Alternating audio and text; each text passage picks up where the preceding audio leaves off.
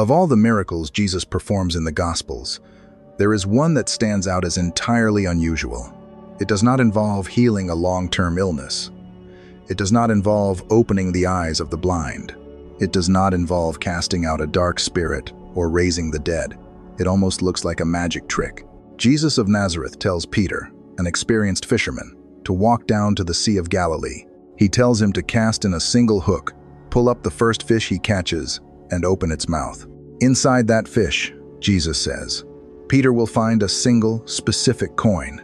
It will be exactly enough to pay a local tax for the both of them. For centuries, readers have paused at this strange little narrative. It is found only in the Gospel of Matthew, in chapter 17, verses 24 through 27. The story takes up only 4 short verses. It is brief. It is highly specific, and on the surface, it feels completely out of character. Think about the other nature miracles of Jesus. When Jesus multiplies bread and fish, he is feeding thousands of hungry people in the wilderness. When he calms the violent storm, he is saving his terrified friends from drowning. When he turns water into wine at a wedding, he is rescuing a family from public shame while quietly revealing his glory. Every miracle in the Gospels has a clear, compassionate, or prophetic purpose. They restore bodies, provide life-saving relief, or demonstrate authority over chaos.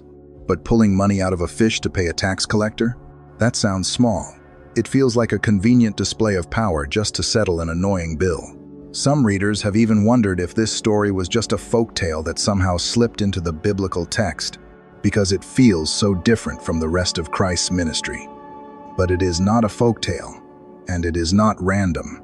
The coin in the fish's mouth is not a bizarre parlor trick meant to impress a crowd. In fact, there is no crowd here at all. This is a quiet, private moment between Jesus and Peter. And hidden inside this strange sequence of events is one of the most profound statements Jesus ever makes about who he actually is. Most people read this story and assume it is simply a lesson about God providing for our daily financial needs. They think it is just a clever way for Jesus to avoid trouble with the local authorities without emptying the disciples' money bag. But the biblical text is doing something much deeper here. This is not just a story about a coin. It is a story about a king. It is a story about the massive stone temple in Jerusalem. And it is a profound theological paradox wrapped inside an ordinary, everyday historical moment. In this brief encounter, Jesus is making a claim about his eternal identity. He is revealing the nature of his kingdom, and he is demonstrating the quiet grace he is about to extend to the very disciple who is standing right in front of him. To see the depth of what is actually happening, we have to slow down and look closely at the exact sequence of events. The conversation takes place in Capernaum. This bustling fishing village on the northern shore of the Sea of Galilee has become the home base for the earthly ministry of Jesus. And the story begins not with a spectacular miracle, but with a simple, potentially dangerous question. A group of men approach Peter. They do not go to Jesus directly. They corner his most vocal disciple and ask him if his teacher intends to pay a specific tax. But here is what most modern readers miss. When we hear the word tax in the context of the ancient world, we immediately think of the massive Roman Empire.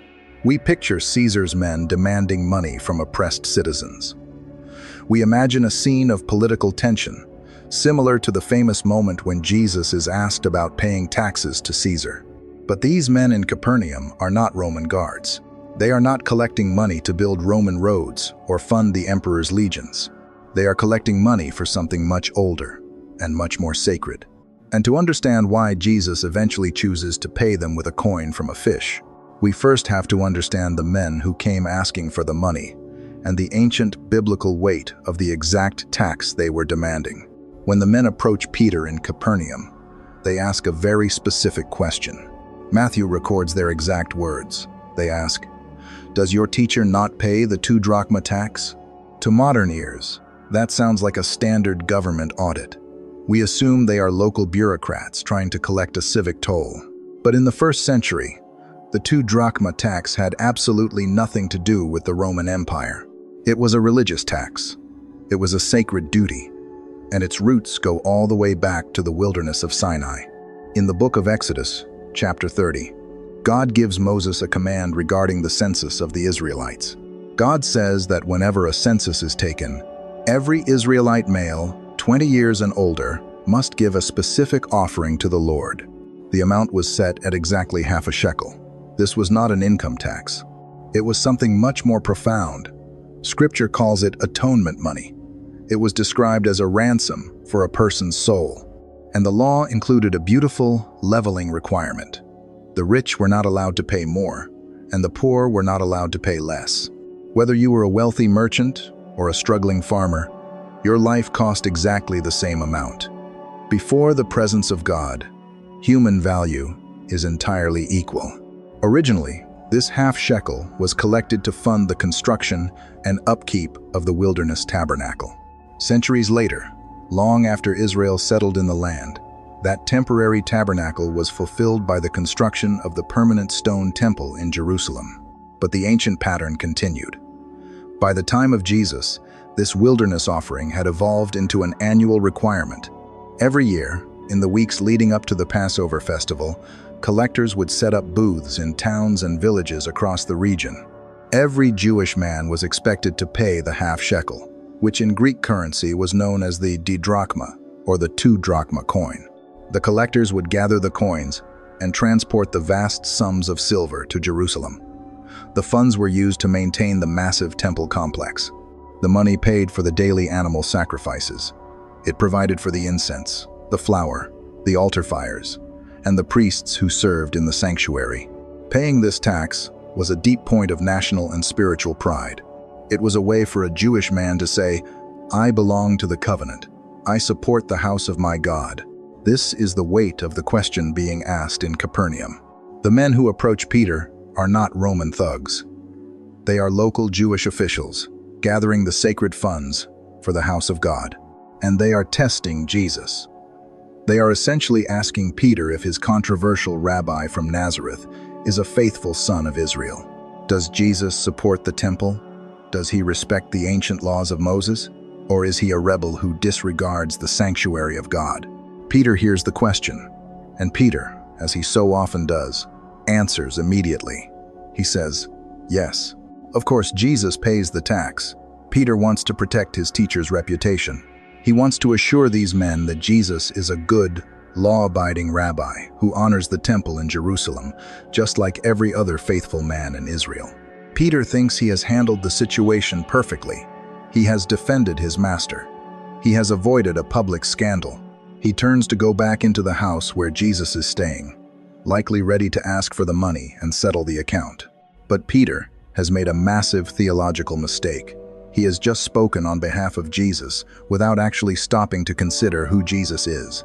He has treated the Lord of the covenant like a common citizen. He has forgotten, or perhaps he has not yet fully realized, the true identity of the man sitting inside that house. And Jesus is not going to let the moment pass. Before Peter can even open his mouth to explain what just happened, Jesus asks him a question that flips the entire situation upside down. When the collectors ask Peter if his teacher pays the tax, Peter gives a fast, reflex response. He simply says, yes. It is easy to understand why he says it. Peter loves Jesus. He is fiercely loyal. He knows that tensions with the religious leaders in Jerusalem are already running incredibly high. The Pharisees and the scribes are actively looking for any excuse to trap Jesus, to label him a heretic, or to turn the crowds against him. To refuse the half-shekel temple tax would be a public relations disaster. It would signal a direct rejection of the ancient sanctuary. It would imply that Jesus did not care about the house of God, or the daily sacrifices taking place on the altar. It would give the authorities the exact ammunition they needed to condemn him. So, Peter says yes. He acts as a shield. He is managing the situation, trying to keep the peace and protect his teacher's reputation as a good, law-abiding rabbi. But in his rush to avoid a cultural scandal, Peter forgets who Jesus actually is. This entire sequence takes place in Matthew chapter 17. Just one chapter earlier, in Matthew chapter 16, Peter made the greatest theological declaration of his life. Jesus had looked at the disciples and asked, "Who do you say that I am?" And Peter answered, "You are the Christ, the Son of the living God." It was a moment of absolute clarity. Jesus even told Peter that this knowledge did not come from human logic, but was revealed to him directly by God the Father. But human faith is rarely a straight line. We can declare the deepest spiritual truths in one breath and completely forget them in the next, when we are faced with ordinary, earthly pressures.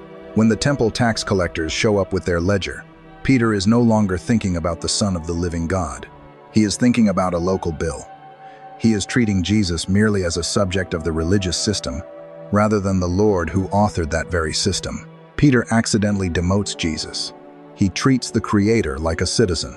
He treats the King like a subject. With the situation outside seemingly handled, Peter turns and walks into the house. He is likely looking for Jesus. Perhaps he plans to ask for a few coins from the disciples' shared money bag so he can go back out to the street and settle the debt he just promised to pay. But Peter never gets the chance to bring it up. Matthew records a quiet, fascinating detail. Verse 25 says, "And when he came into the house, Jesus spoke to him first." Jesus does not wait for the report. He anticipates him. Jesus already knows exactly what was said outside in the street. Instead of letting Peter explain the situation, Jesus intercepts him. He stops Peter in his tracks with a question. And it is a question designed to gently, but completely, dismantle the assumption Peter just made to the collectors. Notice how Jesus addresses him. He calls him by his given name. "What do you think, Simon?" Jesus asks. "From whom do the kings of the earth collect customs or poll tax? From their sons or from strangers?" It is a brilliant, disarming question. Jesus does not yell at Peter. He does not shame him for speaking too quickly or for forgetting his own confession of faith. Instead, Jesus uses a common cultural reality to bring Peter back to his senses. He uses the image of an ancient royal family to make a devastating theological point. Peter thinks he is just defending Jesus' honor. He thinks he is doing the right thing. But before Peter can even explain what happened, Jesus asks him a question that flips the entire situation upside down. When Jesus stops Peter inside the house, he asks a question that seems completely unrelated to the religious tax collectors waiting outside. He asks about earthly kings. He says, "What do you think, Simon? From whom do the kings of the earth collect customs or poll tax? From their sons or from strangers?" It is a simple question about ancient politics. And in the first century, the answer was obvious. In the ancient world, kings did not tax their own children. A king levied taxes on his subjects, his citizens, and the nations he had conquered. The entire purpose of royal taxation was to gather wealth from the people in order to support the royal household. The king's family was the beneficiary of the tax, not the source of it. You do not demand a toll from the prince to maintain the king's palace. The prince is the heir to the palace.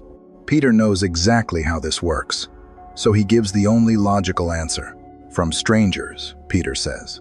And Jesus replies with a single devastating conclusion. "Then the sons are exempt." In those 5 words, Jesus is doing so much more than winning a minor debate about money. He is pulling Peter all the way back to the revelation they had just experienced in the previous chapter. Peter had recently declared that Jesus was the Christ, the Son of the living God. But out in the street, Peter had just treated Jesus like a stranger. He had treated him like a common subject. Look closely at the theological weight of what Jesus is claiming here. The tax being collected is the half-shekel for the temple in Jerusalem. Whose house is the temple? It is the house of God. It is the central sanctuary of the God of Israel. If the temple is the house of the great king, and Jesus is the unique, eternal Son of that king, then Jesus has absolutely no obligation to pay for its upkeep. He is the Son, and the sons are exempt. Jesus is gently showing Peter that by eagerly agreeing to pay the tax, Peter was accidentally denying who Jesus actually was. To suggest that Jesus owes a ransom for his soul, or that he owes a toll to support his own Father's house, is a category mistake of cosmic proportions. The Creator does not pay rent to the creature. The Lord of the covenant does not owe a maintenance fee to sustain the shadows of that covenant. This is not arrogance. It is simply the reality of his identity. Jesus is establishing, in no uncertain terms, that he is entirely free from this religious obligation. The law of the half-shekel does not bind him, because he is the substance of everything that the temple only symbolizes. Pause for a second and see what has emerged. So far, this has not been a random story about money. The tax collectors asked a question. Peter answered too quickly. And now Jesus has used that mistake to make a massive claim of divinity.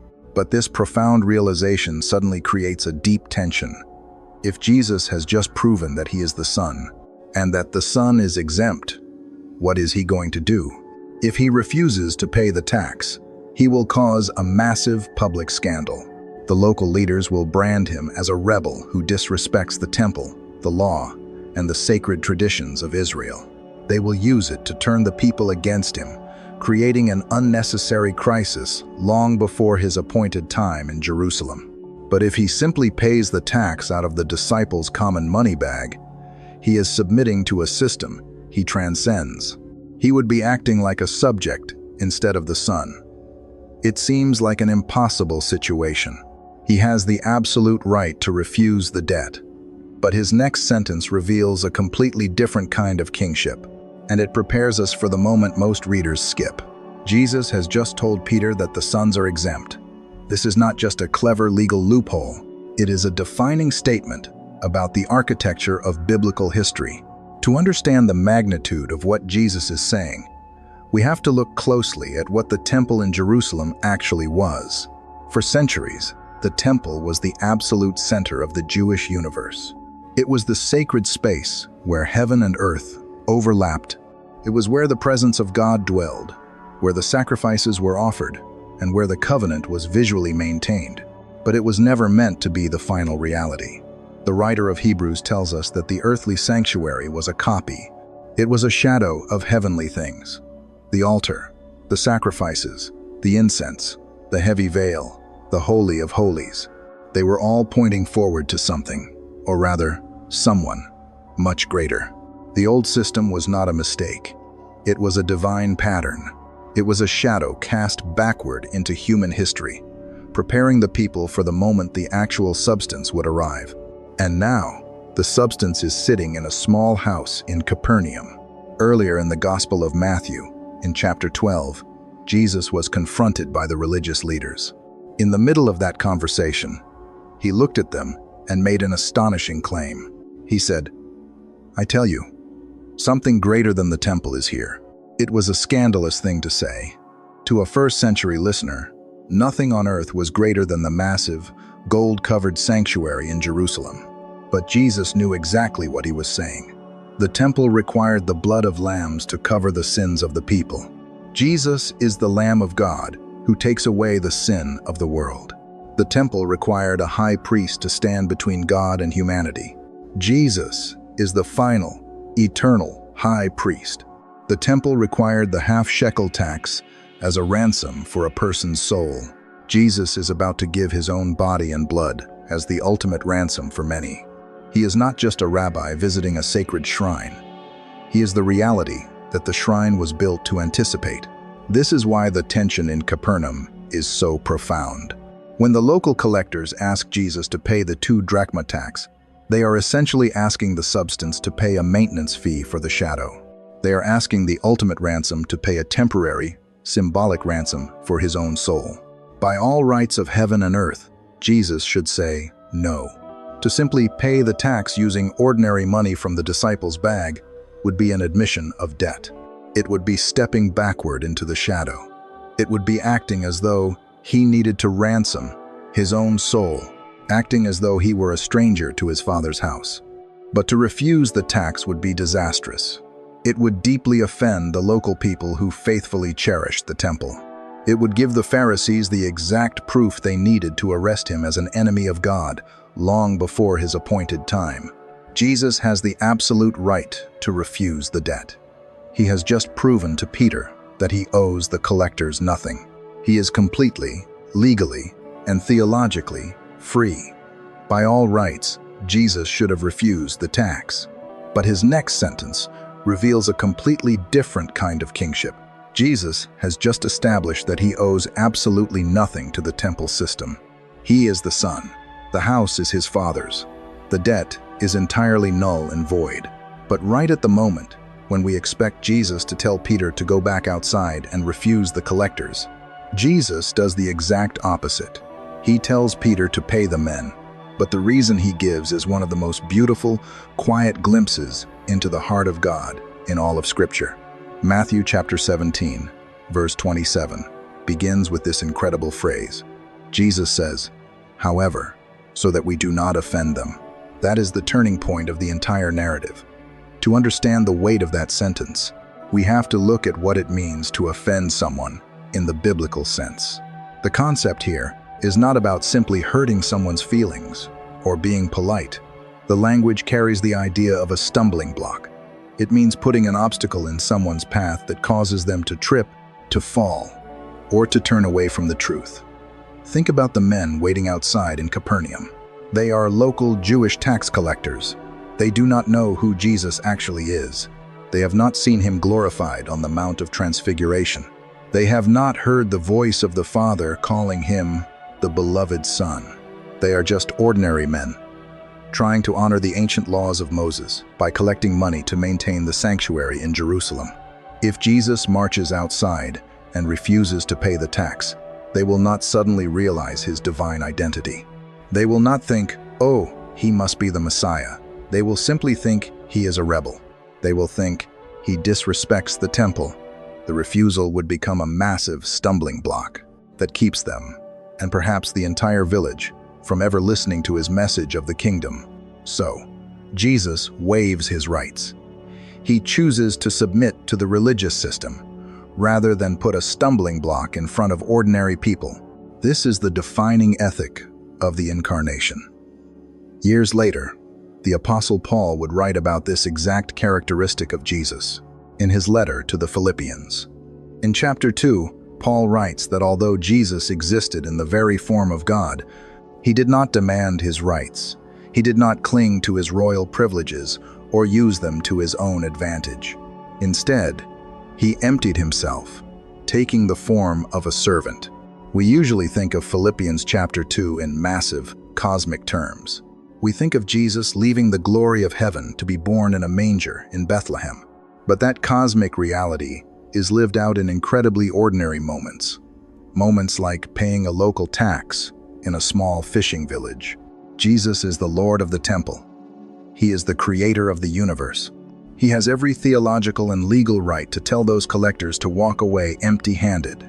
But he chooses to submit to a system he created in order to reach the people who are still operating inside it. He places the souls of the men outside above his own personal vindication. He will not unnecessarily stumble the weak just to prove a point about his kingship, not demanding rights, but waiving them, not causing a scandal over money, but extending grace. He tells Peter he will pay the half-shekel. He will gladly cover the debt he does not owe. But Jesus is still the Son of the living God. And even though he humbly submits to the earthly tax, the method he chooses to pay, it ensures that Peter will never again forget who is sitting in that room. He agrees to pay the tax. But the way he chooses to gather the money ensures that no one could ever mistake him for just another citizen. Jesus has just agreed to pay the tax. He has chosen not to offend the local collectors, gracefully submitting to the religious system. But when it is time to actually pay the debt, he does not reach for the disciples' money bag. We know from the other Gospels that the disciples kept a shared purse to buy food and give to the poor. There was likely enough ordinary money in that bag to settle a simple local toll. But Jesus bypasses human resources entirely. Instead, he turns to Peter, a man who has fished these exact waters his entire life, and gives him a set of instructions that must have sounded completely absurd. Matthew chapter 17, verse 27.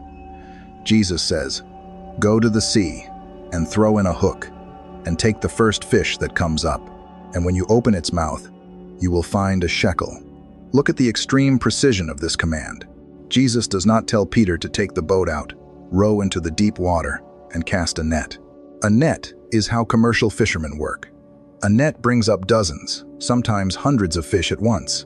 It casts a wide margin and relies on probability.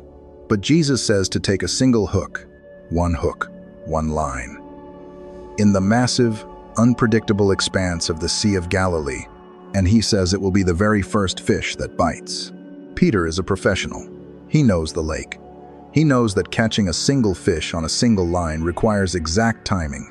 It requires the fish to be in the exact right place, at the exact right depth, at the exact moment the hook drops into the water. This is not a story about a lucky catch. This is a story about absolute sovereignty. Earlier in the conversation, Jesus proved that he was the Lord of the temple. Now, he is proving that he is the Lord of creation. In the book of Psalms, chapter 8, King David wrote about the authority God originally gave to humanity at the beginning of the world. David says that God put all things under the feet of man, including the birds of the heavens and the fish of the sea, whatever passes through the paths of the seas. Since the fall in Eden, humanity has lost that perfect dominion. The natural world is broken. It is wild, chaotic, and uncooperative. Fishermen like Peter often toil all night and catch absolutely nothing. But Jesus is the true and better Adam. He is the original creator, and the fish of the sea still obey his silent voice. So somewhere in the dark, cold currents of the Sea of Galilee, a single fish is swimming, and resting inside its mouth is a piece of heavy silver. We do not know how the coin got there. Perhaps a wealthy merchant dropped it from a boat days earlier, and the fish struck the shining metal as it sank toward the bottom. Perhaps a traveler lost it on the shoreline during a storm. The biblical text does not bother to explain the mechanics of the event because the mechanics do not matter. What matters is that the Creator knew exactly where it was. He orchestrated the currents, the fish, the coin, and Peter's single hook to converge at the exact same millisecond in history. Jesus submits to the human tax, but he pays it using the treasury of the ocean. He allows himself to be treated like a common citizen by the men in Capernaum, but he acts as the undisputed king of the universe the moment they leave. He veils his glory to keep from stumbling the weak outside the house, but he flashes that same glory to strengthen the faith of the disciple inside the house. Peter walked out to the shoreline, cast his line into the water, and pulled up the first fish. And when he opened its mouth, he found exactly what Jesus said would be there: a single silver coin. In Greek, it is called a stater. But the most important detail in this story is not the fish, it is not the hook, and it is not the ocean. The most important detail is the specific mathematical value of the coin Jesus told Peter to pull from its mouth. When Peter pulls the fish from the water and opens its mouth, he does not find a handful of loose change. He does not find a gold piece of infinite wealth. He finds a single, specific piece of silver. It is a stater, which is the Greek equivalent of 1 Jewish shekel. Or, to put it in the language of the Capernaum tax collectors, it is a 4 drachma coin. This detail is not a coincidence. The annual temple tax required from every Jewish male was exactly 2 drachmas. A 4 drachma coin is exactly enough to pay for 2 men.